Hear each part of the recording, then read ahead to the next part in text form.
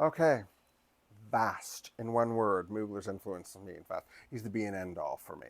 And actually, I would say Mugler, Montana, Gaultier, Alaya, the four French designers, Parisian fashion in the 80s, was it for me. It's a big, big influence. It was the period of time that I was in school and what most influenced me.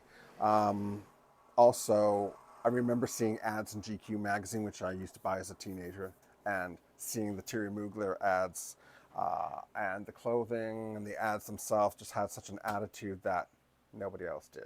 You could tell it was special. It was something else, just like what Parachute in Montreal was. It was something else. It was other. It was for artistic people, like John Fluvog shoes are for artistic people, people who want something different and not the norm.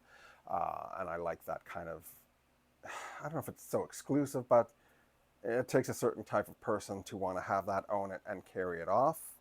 It's something else. And obviously, the aesthetic of the 80s, the excess and the dimensions and the scope of the clothing and the shoulder pads, which I love.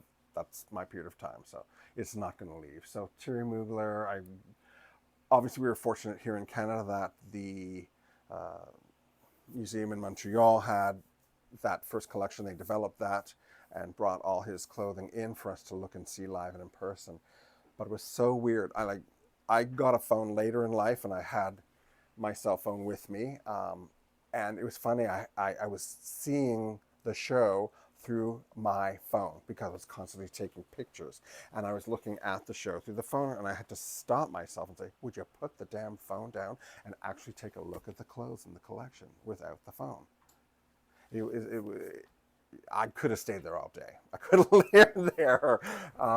Yeah, so Mugler is definitely a big influence for me.